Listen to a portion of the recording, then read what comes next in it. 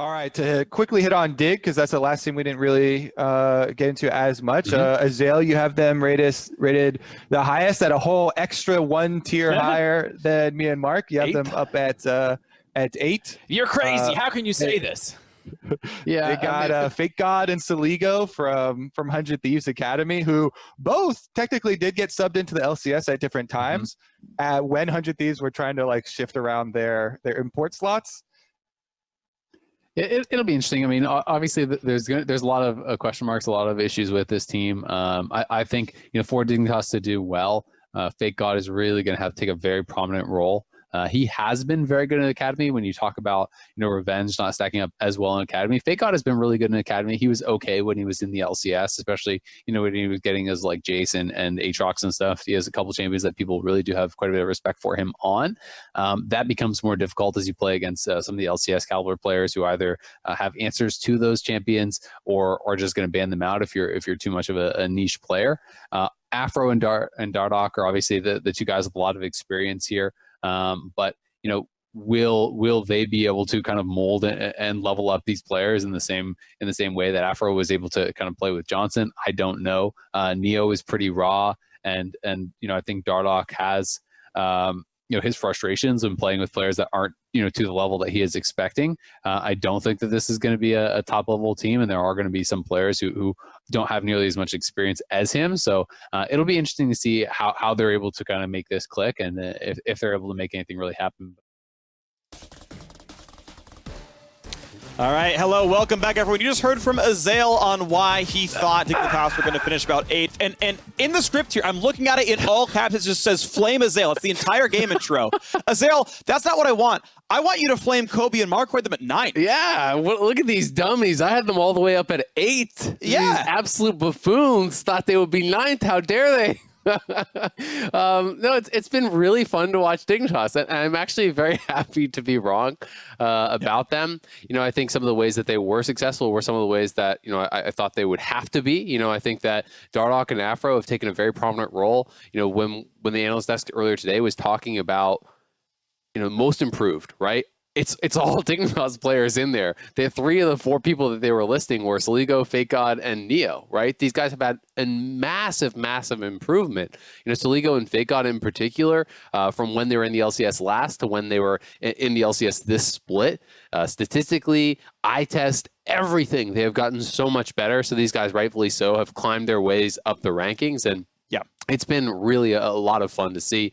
We had those low expectations for them. They're blowing it out of the water. 10 wins. I already think that they've had an enormously successful season, hitting this mark no matter what happens from here. But I would also say, we had really, really high expectations for C9. So, measuring success for these teams is very different, right? If you're Cloud9, it's like win the championship or it wasn't good. If you're Dignitas, I already think it was a success. We weren't the only ones that had them down there. Pretty much universally, people thought this was going to be a team somewhere between 8th to 10th, and they have absolutely played really, really well. I think not only is it those improvements, I think just straight up, they've had some amazing players this season. I think Afro deservedly, should be in the top 3, potentially even an MVP candidate in his role. People are talking about. So I think it's just been incredible to watch Dignitas, and it's a huge test for them today. I mean, they could still end the split in first potentially. They're only 1 game back Cloud9, and with a win here, they could tie them up. Exactly. The fact that at game number 17, Dignitas could be tied for first, that's, outstanding. And keep in mind, it's not like they were incredible from the get-go. They went 1-3 in lock-in. Their 1 win was against FlyQuest, who I don't even think had their full roster yet when they played it. They beat NXI. It's wow, congratulations. Jose Diego wasn't on the team yet. Who cares, right? So they looked like maybe the weakest team during lock-in, and then we go to the regular season and suddenly they start picking up wins. Yeah, week 1 wasn't outstanding for them. Dignitas, they won their opener, but then they lost 2. It's well, yep, you're 1-2 in the LCS, you're 1-3 in lock-in. Yeah, okay, enjoy your 8th or 9th or whatever. But since then, it's obviously been a huge improvement. Since week 1 of the LCS, right? They have gone 9-4. That is incredible. That is very, very, very strong. And here they are, game 17 up against Cloud9, where again, TSM would love to see Dig win here because TSM, C9, and Dig would all be tied for first place with 1 game left in the regular season. And they're doing it with style, right? They're doing it with their own way. I think is really, really interesting. Dardoch has had such an enormous champion pool throughout this split. They have done it in their style and been really successful with that. So it's been a lot of fun to watch. 5 North American players, no imports, up near the top of the table. A lot of these guys are people that I think most teams would not have given another chance. People talk about Soligo as one of the worst, if not the worst performing mid laner when he was in it last time around, and now he's a strong mid laner. He's actually doing really well, and I just think the turnaround, the improvement speaks a lot about the players, the hard work they've put in, but also the coaching staff who obviously has had their hand in that as well. Yeah, there's 4 players with positive goal differences at 10 in this game. 3 of them are on Cloud9, and the 4th one is Soligo. It's like, he's actually doing very well up against some of the best. I know the long-standing complaint is NA mid's lull, right? It seems to be like the most imported role in the LCS, and he's up there against, like a field of, 7 imports or so, and he's like, positive in lane, by the way, by every metric, up CS, up gold, up XP, like KDA's fine. Obviously the team's in 2nd place starting out the day.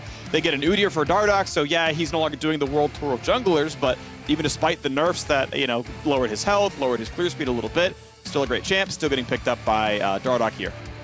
Yep, really strong pick there. Interesting to see Cloud9, do allow that to go over, though, actually banning Kalista very early on, concerned about, Neo, understandably, after he had, a 17-kill Kalista game or something last week, was pretty ridiculous. But, generally speaking, when you see, 1 or 2 of these champions banned out, the 3rd does get banned out as well, the Olaf, the Udyr, and the Hecarim, generally are only allowed through if the other team can then match one of those. But with the Udyr coming through, the Gragas will be picked up, which very likely means it's going up to Fake God. Of course, there is a small chance it could count to the support role, but I've never seen Afro really play this, so I think pretty clearly that's going to be up to Answer Fudge, who will play Renekton. And Tristana very likely going to be going to Perks here. He has been playing this quite a bit. I don't think we've actually seen Sven play it at all. He has not played it yet, so there is the possibility of a flex, but I'm expecting this is both the solo lanes already for Cloud9. Nidalee to pair with the Renekton feels really strong, and already locking in these picks, their whole top side of the map, very likely.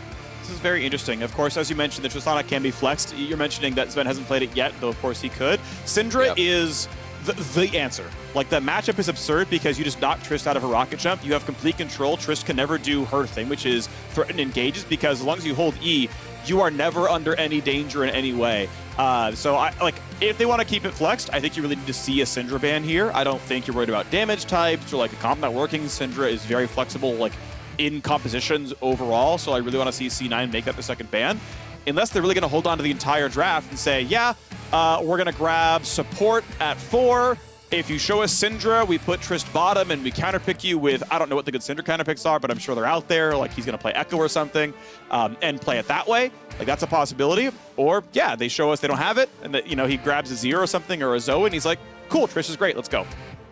Yeah, it'll be interesting. I mean, they could ban out the Syndra here if they are really concerned about that. I think the other thing is sometimes people look at these matchups and say, all right, well, if you're going to hold your E the whole time, I'm just going to auto-attack the wave and push you in over and over, and then I'm just Tristana in team fights, and I think that that's powerful. And I think that can be legitimate as well. It will be double support bans, so we'll see if this is going to be a flex or if Soligo even wants to bring out the Syndra.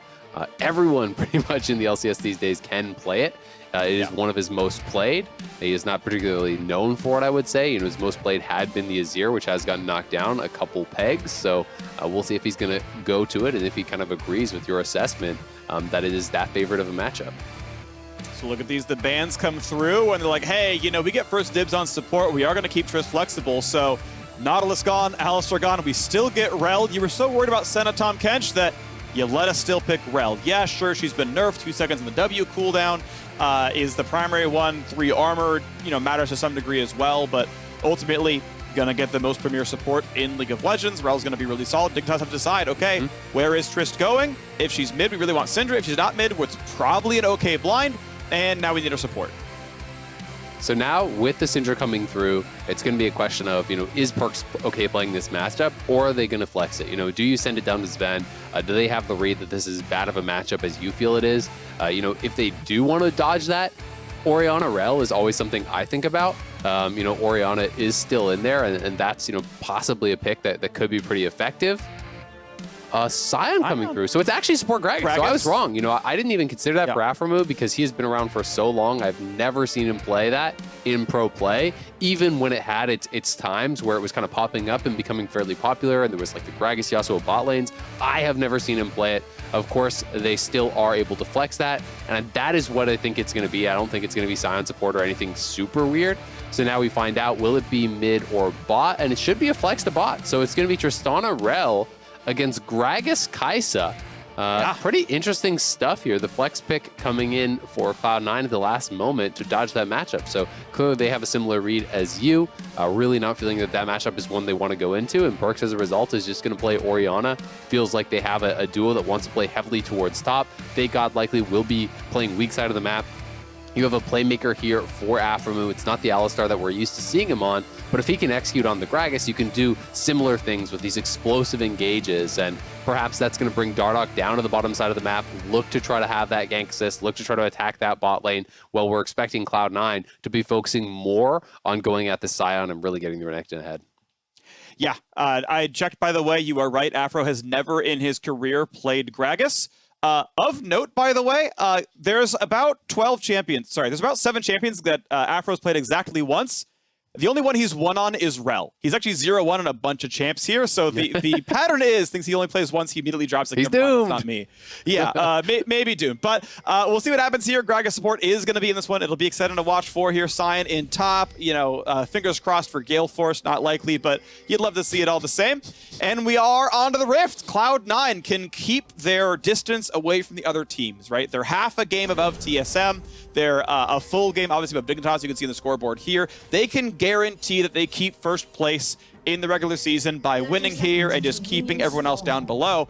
But on the side, Dignitas are in control of their own destiny. They can win right here, tie TSM, tie C9, be in first, and then try it again tomorrow, plus maybe tiebreakers, and get that #1 spot, which absolutely no one would have seen coming.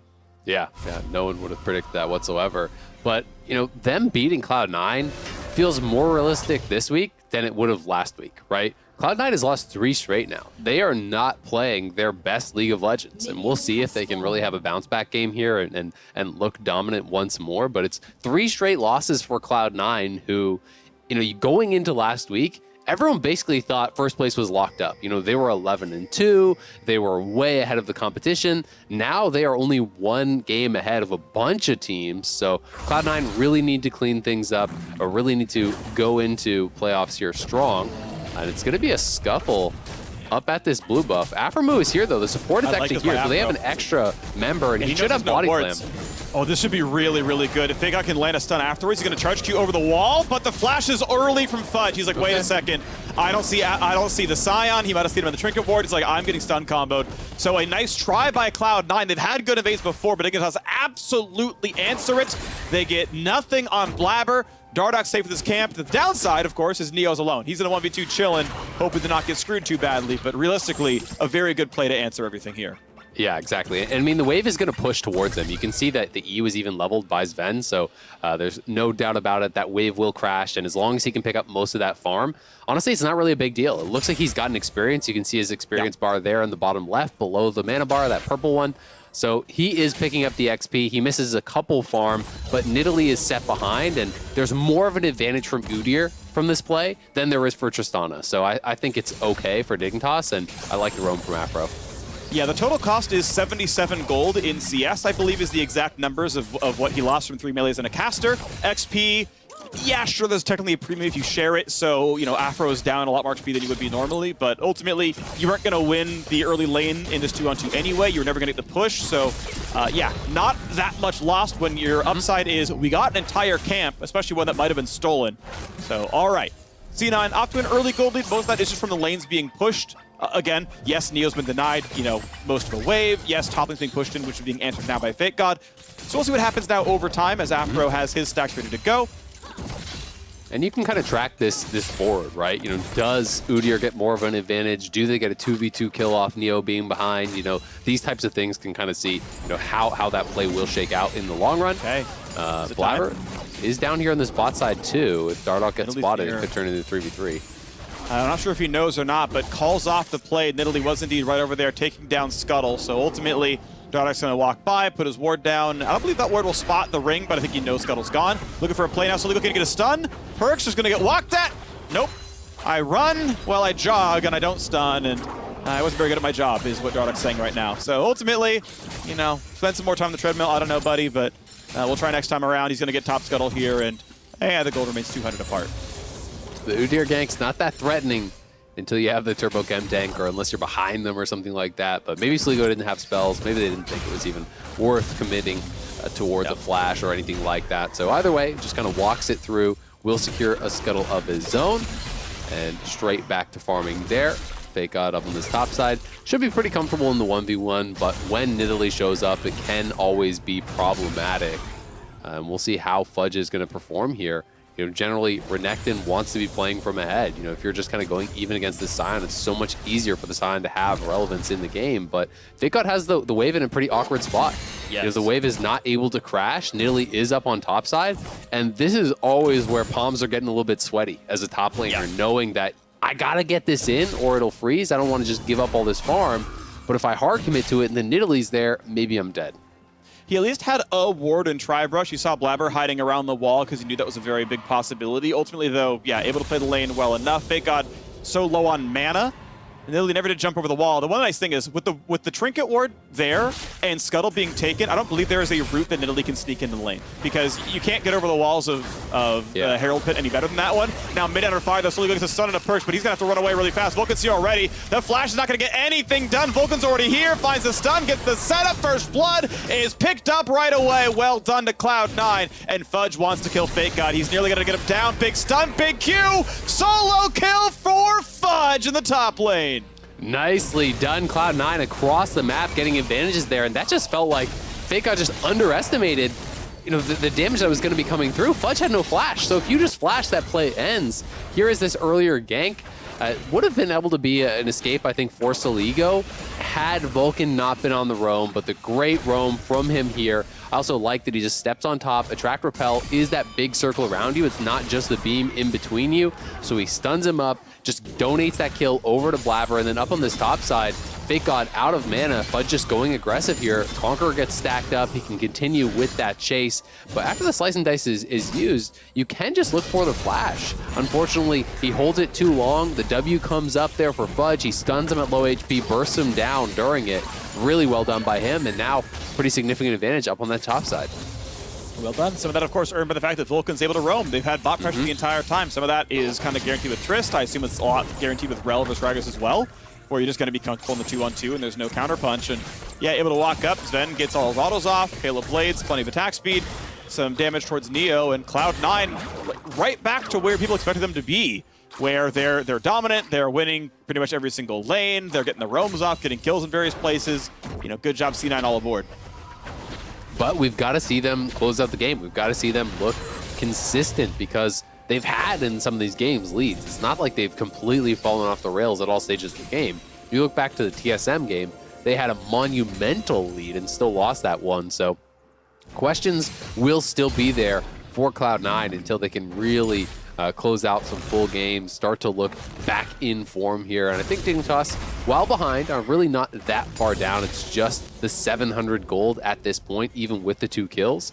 You know, Dardock has been farming pretty heavily, and that is keeping some of it pretty close.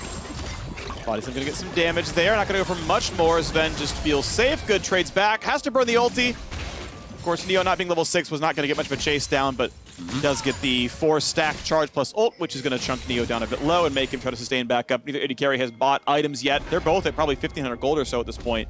So there'll be some really big buys when they show up. Vulcan could be cut off here. He's got flash, though. Yeah, I think he just hey, wow, big flash play on his Sven. They're going to try to burst him down. He gets summoned heal, but he's still going to die with the Ignite. A beautiful setup by Afro to know that they had the damage. Sven could not get away. Nicely done. No ulti for the disengage there from Sven. He was already low. Body slam, flash, ignite. The follow-up ulti coming through there from Neo. And the last tick of ignite looked like, or one of the last ticks of ignite, I will say, finishing off Sven, getting them a kill down on that bot side. And finally, they're able to get a punish onto Cloud9 bot lane, because Vulcan has been roaming consistently. He's been up towards mid lane multiple times. And Dignitas really wanted to be able to get something done on Sven as a result. They're finally able to do it. Yeah, beautifully done. Good setup by Afro. Gets the reset. Finally, they all have items, which means this gets more lethal next time, by the way. Sure, there's no flash for Afro to make it free, but Everyone just picked up like 60 attack damage here, or 55, so the threats are certainly growing. Level 6 finally now for Vulcan makes him even more of an engaged champion. But top is kind of doomed for Fake God. This lane is constantly past the river.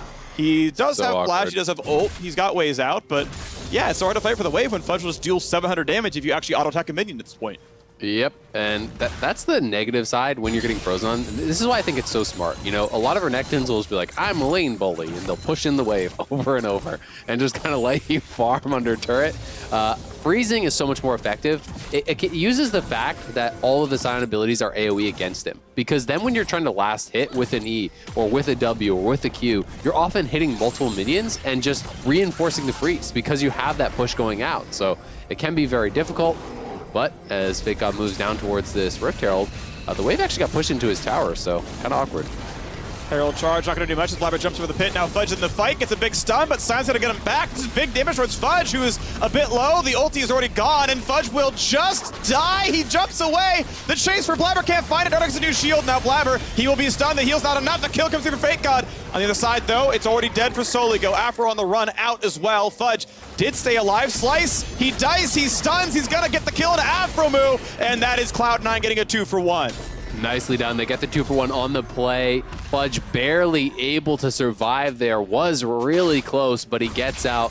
Soligo ended up going down as well, so they're going to lose a plate here, at least in the mid lane, and Cloud9 coming out pretty far ahead in that skirmish. Again, the supports are roaming. The initial play, Dardoch winning out in this duel against Blabber does put them in a pretty good position, but things getting a little bit dicey here as this post-level 6, Renekton has the ultimate. He gets burst down fairly low, but the self-healing there was big on the Q, flashes over the wall. They don't have the ability to follow and kill. Fake God committing to the fight with Blabber there, and then on the other side, it's really about the engage from Vulcan, catching them. He has the flash, he has the ignite, the ultimate ready, knocking them together. The shockwave is there to follow from Perks, and as a result, Cloud9 coming out pretty far ahead.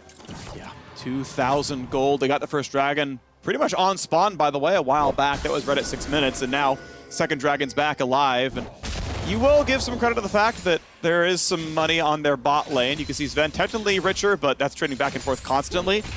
And with Dig having the pressure and Udyr on that side of the map, they could just rush down dragon this instant. Right now they're going for plates though and a threat on Sven. They should get a turret play out of this one, but not much more. And even then, Neo should be respectful of Vulcan.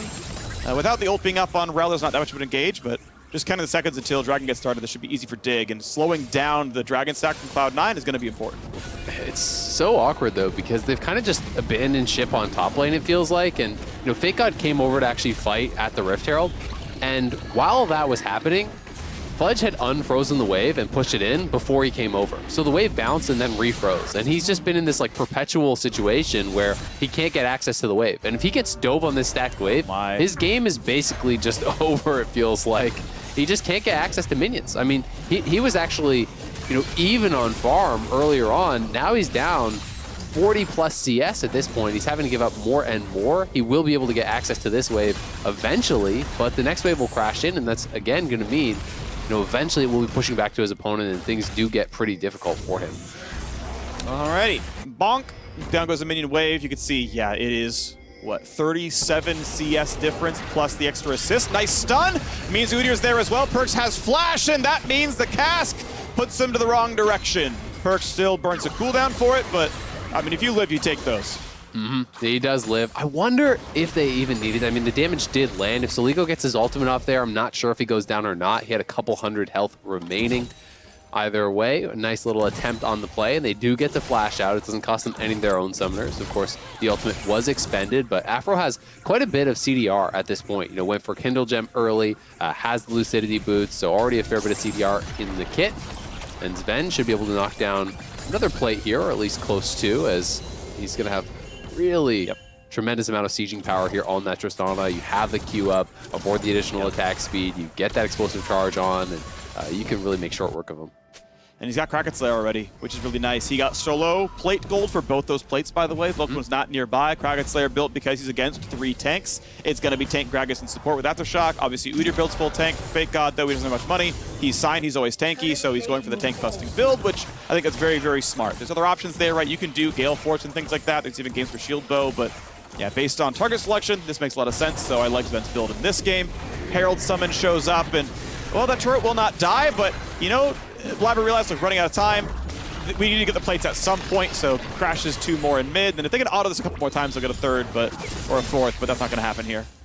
It's interesting to see Fudge going with the Gore Drinker. It feels like more the kind of old style build. You know, Stridebreaker is a lot higher win rate and is what we're kind of seeing more of these days. It seems like you're seeing more Stridebreaker, sometimes Prowler Spa and range matchups to close the gap. But this is going to give him some more durability in the fights and perhaps feeling like, hey, I actually don't need the additional damage as much as I just need a little bit more tankiness here to create space for the Orianna and the Tristana and the Nidalee. And I think that's an okay read if that is your read. As long as there's, you know, that kind of thought process behind a build, I never really have a problem with them. Yeah, and I love that, right? I think there really is a lot of mythic choice here. I think there's, you know, 3, I would say, realistic mythic choices for Renekton, and that's not even counting Ruin King first as a different possibility in the build. So this is maybe the tankiest version, right? Where you're probably going Sterix Gage second. You might even go like Guardian Angel third, or at least a stopwatch, and then, you know, pivot from there. But it means he's the second frontliner because Vulcan's the only other champ who wants to be in melee for any amount of time, and someone's got to deliver the ball. So, you know, it does make sense for that regard. There's only one Ignite. You don't want to have to burn it on the Renekton. You will if you have to, of course. So, yeah, is it a tankier build? I'm expecting the supportive items to kind of back that up as well. And I'm a fan. I'm a fan of people making these sort of ad-lib choices once the game starts. Say, actually, I want to skew this way. And through that lens, I think there has been a lot of success with the item project. As I sort of shill for it, but I really do believe it. I think this has been a pretty solid suggestion. And so far, so good. Cloud9 still, their gold is actually growing. It was up 2K not long ago. Now it's 3.5, and it's just, you know, getting better and better. And we'll see if they want to try to set up for this next dragon, if they're going to use that as a win condition for themselves here, or just kind of happy to just continue chilling, farming out the lanes. I mean, you do have Tristana Orianna, so late game kind of secured in that way. Nidalee, things do get harder for her to really have a lot of effect, especially when you're not going the supportive builds and you get later into the game, but a lot of power in the mid and bot lane there for Cloud9, so maybe okay, just playing a more passive style, but I always do like to see the threat of the soul as a win condition, so I would like to see them trying to stack those dragons, trying to pressure Dignitas with this lead and make Dignitas come to them. We'll see if they do it.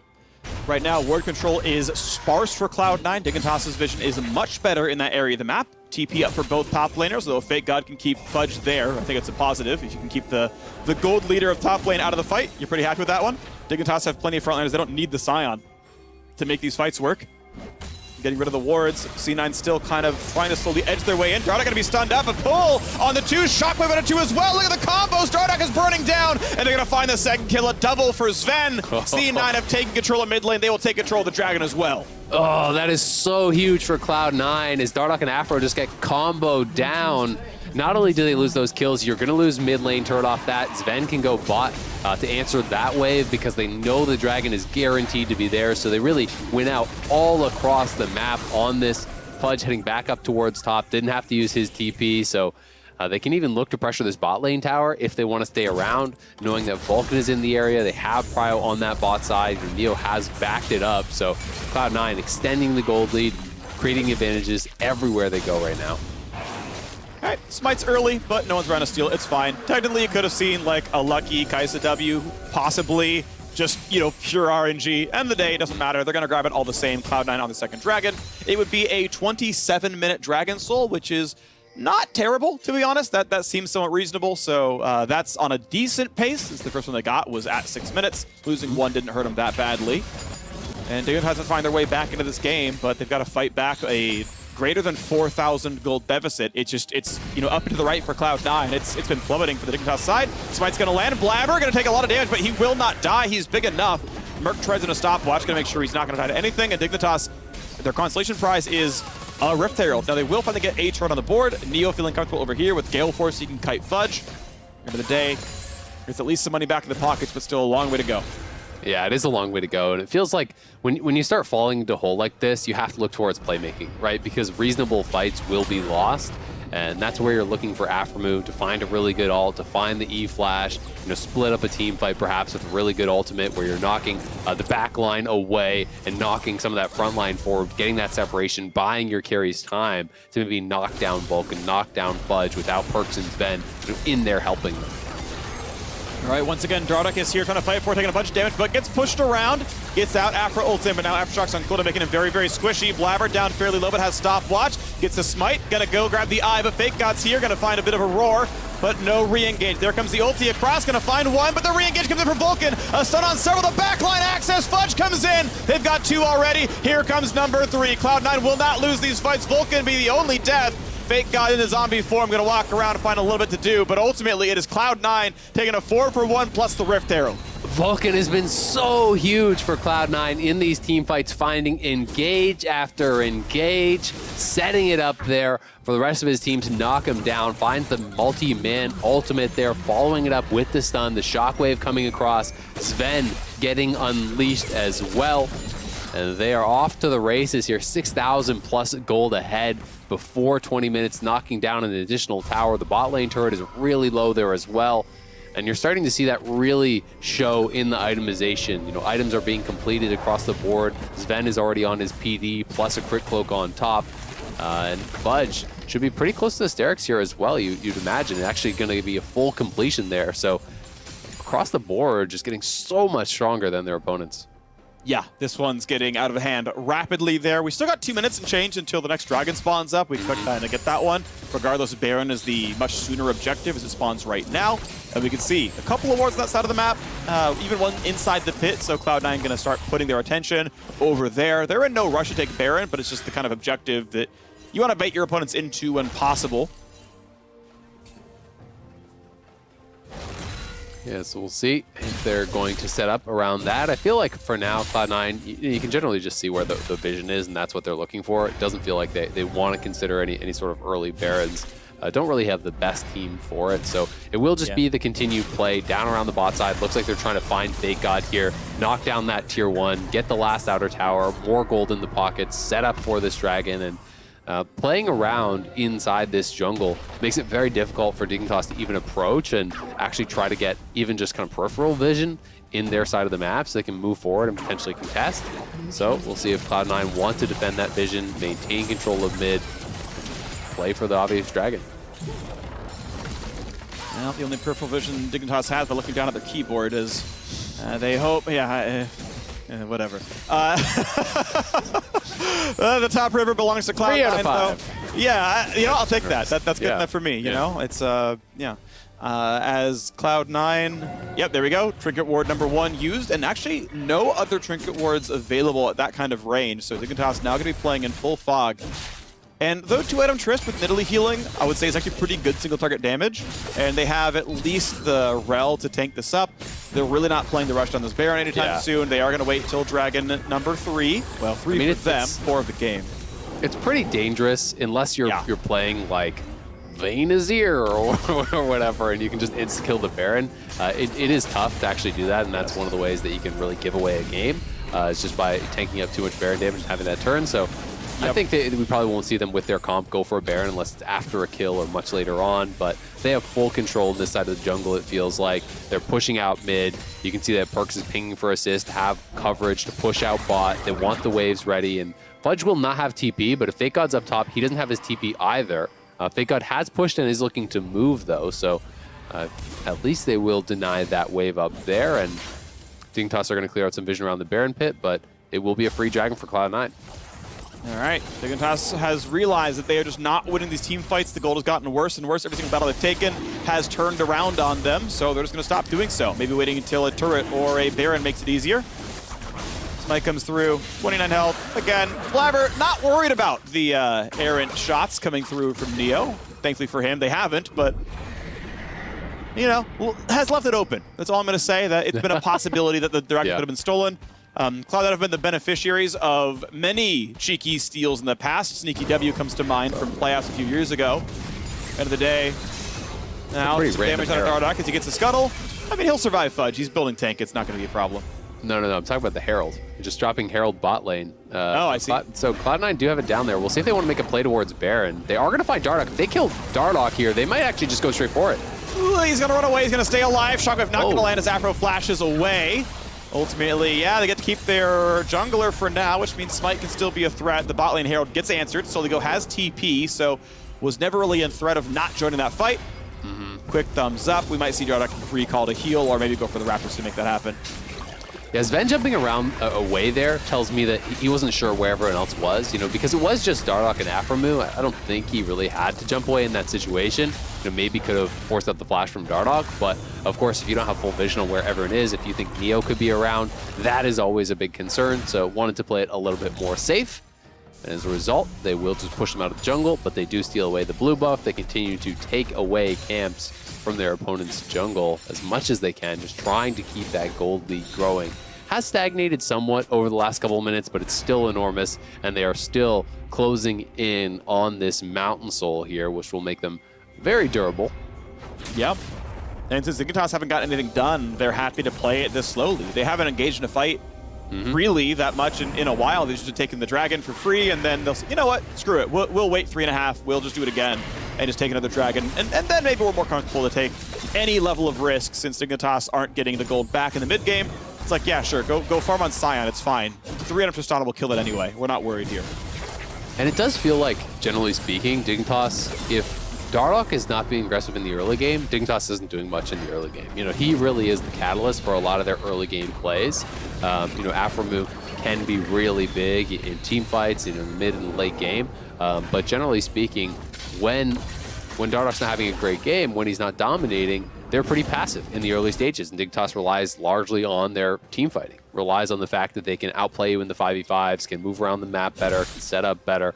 But so far, Cloud9 has just kind of stifled those efforts. They haven't really had any windows. And to your point, they haven't really attempted too much because they're getting spotted, because Cloud9's playing so well around vision. They're clearly playing for soul. You can see this line of 4 pinks down on that bottom side of the map from Cloud9. They are trying to keep Dignitas fully away from that Dragon Pit. Of course, one of those does just actually get cleared out by the San, making me a liar, but there was another one right in that red buff, and really just going to both enable Fudge to push up pretty aggressively and also make it so hard for them to ever contest this 4th dragon. And yet, they're probably going to have to try. If you think the game is hard at 7,000 gold deficit, it's even harder at 7,000 gold deficit plus a Mountain Soul. You're never getting through the front line if you do that. Ooh, Syndra's been spotted. Dignitas going to look for a little bit. They're going to find that stun. The pullback, big damage from Soligo. Vulcan with Aftershock will finally die. So here comes the 5v4. Fudge is waiting for the play. Can he reach the backline? Soligo flashes to stay alive. Scion finds the CC. Fudge the target. Fake God as well, but going to stay alive for now. Dardock waiting to find his way back in as well, as Perks still holding on to Shockwave is too much of a threat. They can't get past him. The respawn's going to come in well in time for the next dragon, so it's not like Dignitas can steal an objective away. They fought hard, they got a single kill, but there's a lot more to go. They will be able to push out mid, but the TP coming in means they should be able to defend it here with Perks. But as you say, not really much gained there besides the initial kill. Had they been able to lock down another kill or two, maybe they turn that into a Baron and it becomes a really big play, but pretty careful stuff there from Cloud9, knowing they had been caught out. They're not going to overcommit to it. They're going to play it slowly. They know that they are the ones in the winning position right now and just have to wait for that dragon, where Dignitas has a lot more pressure on them to force plays, to make things happen, because the game is kind of slowly ticking away from them here. And unless they can win a big fight at this dragon, but it's in 30 seconds, and still they don't really have any vision in the area. Cloud9 is pushing out the lanes, is going to be heading back towards that dragon pit, so we'll see when Dignitas walks in and tries to establish some control. They're going to walk in right now. 20 seconds till Mountain Soul, and Cloud9 looking like they're only going to play around the bottom side of the map. Blabber has a 1-level lead. Flash is up for Dardock. The Blast Plant up as well, so we can easily get into the pit. A couple of ways there. And both teams have fought over the mid lane control. A single minion going to walk up to the turret. Not going to be much more, though, as Dardock really wants to walk in for some kind of a stun. Hits Blabber. Not going to find much more engaged. Scion going to force the Zonias out. Is there more? As Fake God goes to the Q, not going to find the knockup, though. Vulcan gets the backline with 2. Is there more, though? They're going to knock down Fake God almost. He's healing. He finally drops 1 for 0. Away goes Nidalee, but Neo's on the chase, finds the shutdown. 4v4. Soligo stays alive, but the backline of C9 also very healthy. Dardock going around and around and around. There is a smite div, but Dardock cannot fight Sven. The Trace is on the chase, and Sven is on a rampage. Now neither team has smite, and Cloud9 going to have no problems grabbing Mountain Soul. A 2-for-1 team fight, plus the objective to Cloud9. Nicely done by Cloud9. They secure the soul here, and that feels like pretty much the end of any hopes for Dignitas in this game. The initial play did go for that 1-for-1 again here, as they forced out the early Azonias onto Blabber, going in onto him with the Scion ulti coming through, and then they were able to pick him off in the subsequent play. as the Vulcan engage comes through. Blabber tries to jump into that back line, so Neo just ults on top of him, flashing to follow, gets the kill, but Soligo is fairly low in this position, and I think Dardoch would have needed to run straight out through the bottom and try to get back towards his team, but he's trying to stay around for potential Dragon take, and Sven just jumps right on him, really, really strong at that point, easily able to take him down and secure that soul for C9. All right, well, the life slipping away from Dignitas, and I want to re-hit the fact that playoff standings are important. Cloud9 will remain a full game ahead of TSM. If they can take this one down, they'll reach 12 and are in control of their whole destiny to make sure they get the #1 seed. Dignitas are in threat of losing their upper bracket spot. Right now, they're tied for, 2, 3, 4, but it's always possible the EG and 100 Thieves and Team Liquid can all pass them, and suddenly Dignitas will have the lower bracket start for the mid-season showdown. It's going to make it tougher. They're going to fight yet again around this Baron, looking for the stuns, but they've caught Dardoch off. Just gets away, will not die to the explosive charge, but it's going to have to burn probably a recall and heal back up. This health bar is not getting back up fast. Another engage comes across, though, after forced to flash away as Vulcan comes in, but an ulti is not going to find a kill. Dardoch a little afraid of getting javelined and runs farther back to recall, but now Baron's being started. Dardoch pretty much knows he can't be a part of this fight. There is some vision, they know what's happening, another half HP. He can't finish the recall, he literally, well, it means they could avoid Baron. Okay, he said he couldn't get in there anyway. Sven could have always ulted him. No way to get the smite, screw it, give away Baron, try again later. But the gold difference now 9,000 as Cloud9 get the Red Bull Baron. It feels pretty tough. I mean, it's a hard decision to make at that point to just call the Baron gone, but no flashes on your carries, trying to walk through chokes against Rel plus Orianna feels like it's pretty doomed there, especially with Dardoch down at, 20%, 10% HP. Unlikely that they would have been able to ever get a steal, so they're going to hope that they can hang on, hope that they can somehow scale up, catch up in this game another way.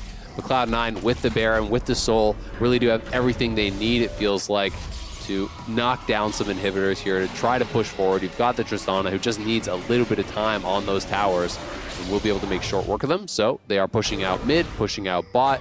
Looks like they're going to go into a bit of a 1-3-1 style, with kind of some people playing in the middle, trying to roam back and forth and answer those waves. Right now they are in like a 1-2-2 basically, with Blabber and Vulcan just roaming back and forth, ready to answer an attack on either side. Here we go. Another turret, Fudge walks up, one auto, can't get the second just yet. The cannon's over on someone else, not gonna find that one, but the turret's at 5 HP, so he's gonna walk up and just backdoor it anyway, knock it down. There we go. Turret number 5 for Cloud9. Mountain Soul makes him tanky. Can Dignitas find some kind of a miracle from a 10,000 gold deficit? Baron buff still on for 1:30, knocking down to the inhibitor doors. It's pretty difficult. I mean, you have the Mountain Shield, and then he gets the Orianna Shield as well, and he has about 1,000 extra health there on Sven. Makes it incredibly difficult to try to engage onto him and burst him down. Plus that Mountain Soul shield regenerates pretty quickly as soon as you stop getting hit. So he's going to be able to just step forward, get a couple autos on the towers, and just try to continuously chip away at them. At least that's the goal here for Cloud9. Afro still has no flash, as he had to use it in retreat over by that Baron pit, and that's one of their key engage tools, so we'll see if they can find anything. There we go, flash engage on it too, shockwave afterwards, big damage already down to the back line, just gone. 2 kills. Dignitas' dual lane is dead, double goes to Perks, and they've already cracked the inhibitor turret. The inhibit itself is going to be gone as well, and how do you defend this 3 versus 5? You're already down gold, you're down members now as well. Big God flashing away, goes for the big knockup, but he's still going to drop Fudge on a killing spree on the Renekton. A flash onto the fountain for Soligo. They're not going to kill anyone here. Big God goes for the punches, still drops. Fudge stunned up, doesn't matter. The other turrets are going to fall. Cloud9 get their shields back as well, and they will take down this win. They will drop Dignitas to 10-7. Cloud9 will be the first team to reach 12 wins as well. Congrats! Good job, Cloud9, on the win. They break the losing streak, a big win for them here in the final week. Rebuild that confidence, take down another top team. And Perk's looking pretty happy about it. Yeah. Looking pretty animated there.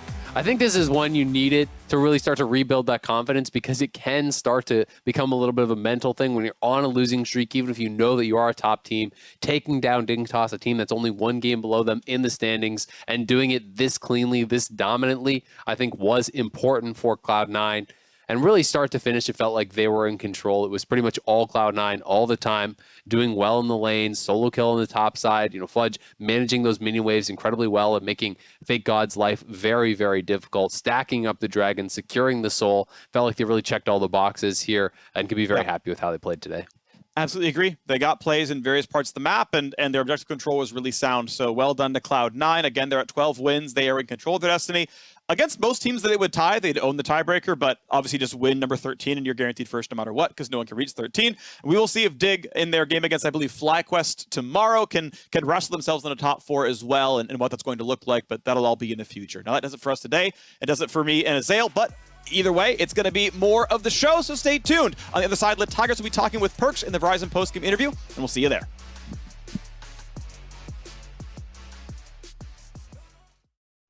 Romulus, your city will be finished in just one day. Finished? My Colosseum! They'll never finish it today! Unfortunately, we ran out of Red Bull.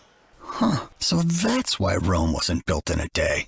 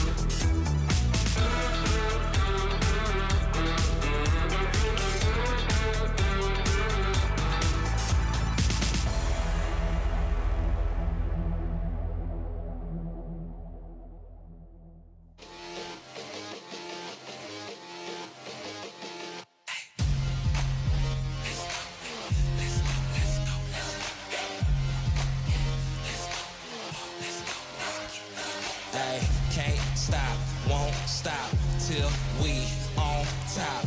Quit, I think not. Coming hot for the #1 spot, yeah. No key, got the game on lock, ayy.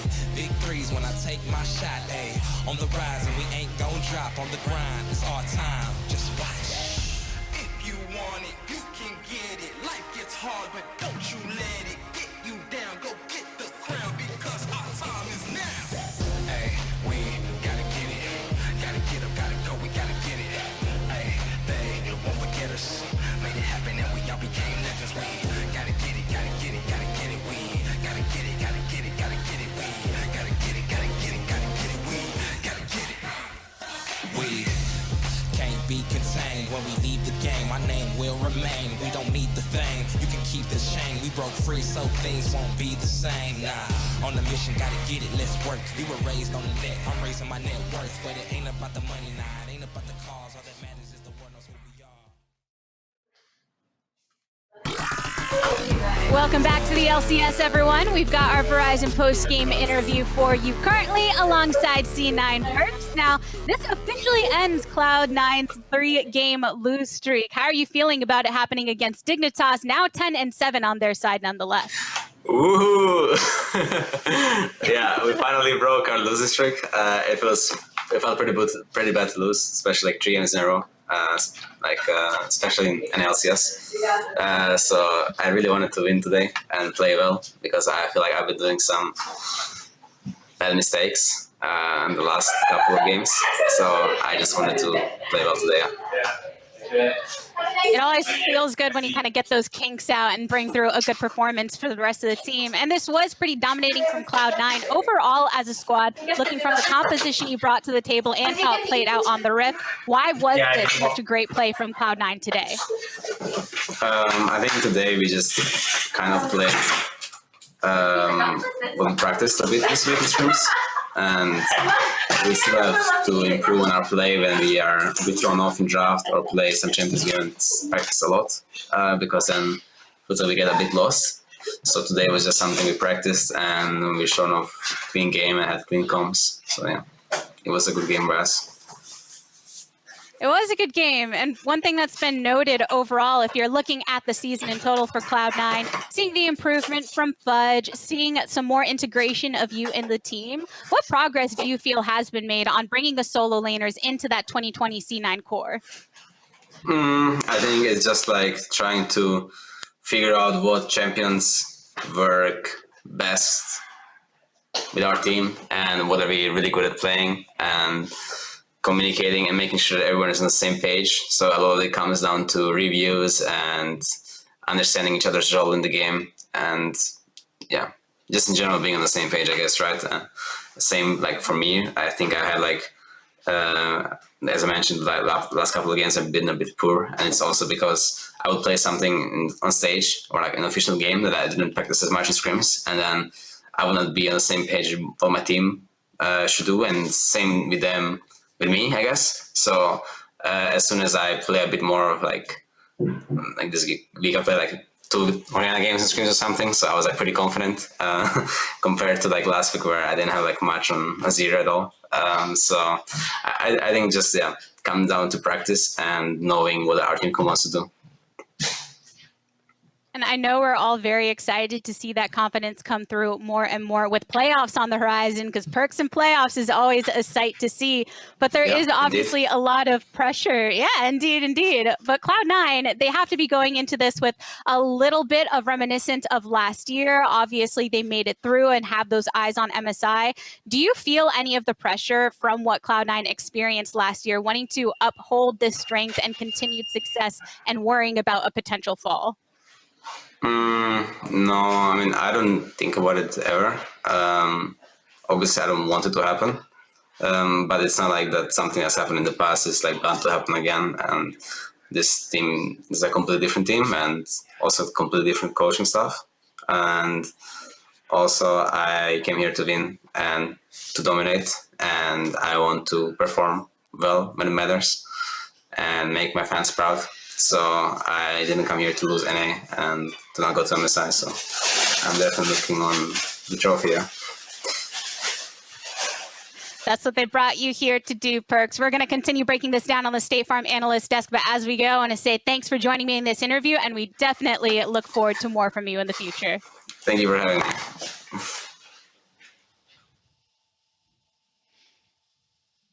Thank you very much, the Tigress. He has every intention of continuing the winning all through the postseason picture. I mean, the man's got 8 LEC titles to his name, looking to add an LCS 1 to the books, and join Sven as the only player to have won a title in both regions. And Dash, can I just add, what a Chad. You know, it was mentioned, oh, Perks in playoffs is a sight to behold. This guy's like, yup, it is. I love that confidence. Indeed. Yes, indeed. But Emily, diving into this matchup, during Countdown, we had you and Azael go head-to-head for a dueling draft between these teams. And I want to look at this less from a predictive sense of did they pull out the same champions that you were calling for, but more from what tools, maybe did they look at in the drafts that you guys had that were also brought out here today. How'd you feel about the way it was approached? So I really like this draft for C9 specifically because I think when we talked about why they were struggling, maybe a few reasons were that they didn't always necessarily have the lane pushing power behind Blabber to be a lot more proactive. Well, here we have a draft where you have Renekton is going to push Tristana. I think Tristana is like such a good early pick. I think she's so strong right now. Maybe it's just because I've seen so many team fights in LPL decided just by Tristana diff. But You can flex her mid, you can flex her bot, maybe not flex her top, but you know, she's just incredibly flexible. She has a ton of pushing power. I love to see it here. Rel is still incredibly strong, as we saw from Vulcan. So you have all of this pushing power behind Blabber's Nidalee, which allows him to make plays. I do think that Dignitas was actually pretty intelligent in sending Afro top to try to mitigate that. They did end up blowing Fudge's flash early to try to help Fake God out in that lane. Didn't work out as well as they may have planned after that play, but again, like I think the strongest thing in this draft for C9 is they're pushing lanes. You saw them, you saw Blabber immediately attacked mid, I believe was his first target for gank pressure. They got the kill there. So it was just, they had a really clear-cut understanding of how they wanted to execute this, and it was really, really good for their play style. I agree, and I don't know how Rel made it to 4th pick. You know, it made it through 2 ban phases, and Vulcan still ended up getting it. And Cadril was on yesterday saying that if you get Rel, it's a support diff, it's a bot diff, mid diff, jungle diff, top diff, league diff, everything diff. And I think Vulcan just showed us like why that's still the case, even post nerfs. And he had pristine engages all game. Yeah, I mean, you mentioned the attention in that first gank towards the mid lane. Vulcan also roamed up to help secure it, but all game long, Vulcan with some very serious engages for the team to win out on the skirmishes. Absolutely, and you know, we can see that the engages every time he's really, really well coordinated with Perks. Earlier in the game, we saw him getting roams onto mid, onto the Syndra, really creating advantages for Perks to manage to get a CS lead. And then all game in team fights, you can see here, he targets a backline. He's very, very clear on who the priority targets are to get, and he manages to get out alive in a lot of the fights anyway. So Vulcan had a really, really awesome performance on Rel, and I think this guy is the best performing support in North America right now, and he should not be given this champion. I think that's particularly intriguing because at the top of the day, you had mentioned for you it was the 2 supports in this game who you felt were top performers. And while Aframu did a little bit of work early on to both protect the top side and get one of those early kills on the bot side, it was Vulcan who reigned supreme when it came to the team fight phase. And so Cloud9 bouncing back in a fabulous way. Vulcan as well picking up player of the game for his performance on Rel. But I think there's also another player that we need to talk about here because we were dealing, or rather sorting through most improved players, and it was Deftly and the trio from Dignitas that we spotlit top of the day. Well, I think Fudge may have heard us talking and had something to say about that this game. You see, the reason why Fudge wasn't in our list for most improved players was because he's already a beast. Actually, well, depending on what tier list you look at from the previous analyst ones, he was either second or not second.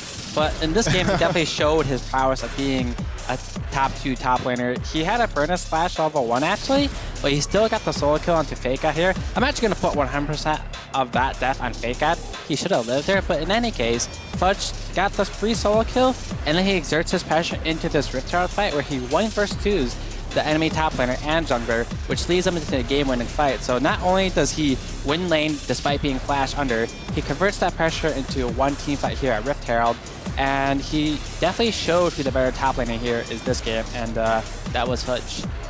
Yeah, and it feels really good to see Fudge do well, not just because in general I think the community perception has been lagging on him. I do think he's developed into a pretty good top laner, but also he's on strong side now. Right, we've seen him on weak side picks and trying to play more supportive stuff for the team. But we see C9 saying, "Hey, look, okay, you put in your time. We have confidence in your ability to play picks like Renekton. His Aurelia is still a threat." So Fudge had a really, really good game, and he created advantages himself. This was not Blabber babysitting the lane and getting him ahead.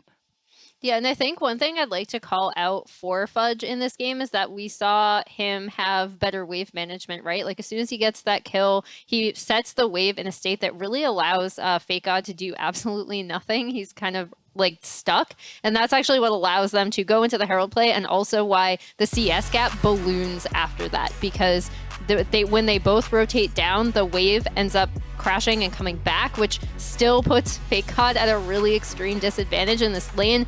Wave management is so important topside, and that was really, really great to see from Fudge. Overall, fairly clean game from Cloud9 from a gold generation standpoint. That's the kind of gold graph you like to see. Some big numbers coming out of both the mid and the bot laner in terms of damage as well. But Primal, we do need to talk about Dignitas in the loss, because this is a team that's going into the postseason. And how do we necessarily evaluate a team that has struggled against two teams in particular, the ones that you mentioned top of day again, Team Liquid and Cloud9?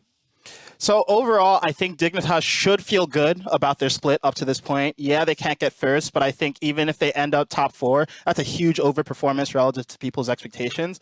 At this point, if I'm Dignitas, I'm more concerned about getting 5th or 6th, because either of those could mean that they face Cloud9 or TL, teams that they're collectively 0-4 against. So I think Dig is still a huge underdog in a best of 5 against either of those teams, but ideally they get 3rd or 4th, manage to get an easier matchup round 1, and that gets to iron out some of the team play issues, so that if they do face C9 or TL later, they have a better chance.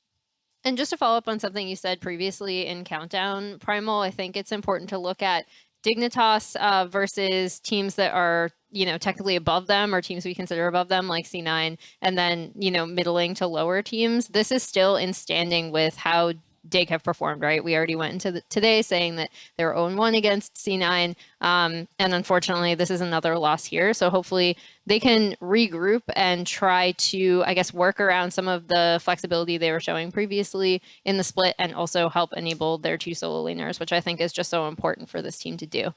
Cloud9 striking back after the upset loss yesterday and continuing to keep pace, 1 game ahead of the rest and holding on to first. A reminder real quick that MasterCard is rewarding fans throughout 2021 spring. Just use your MasterCard to make any purchase from the in-game store and save your card on file to be entered for a chance to win a $250 prepaid MasterCard, Riot points, and a mystery figure merchandise pack. Enter now until April 4th. That's my birthday. Hey, mark your calendars. Nice. After the break, 100 Thieves will have a chance to break into the top 4 versus FlyQuest. Stay tuned.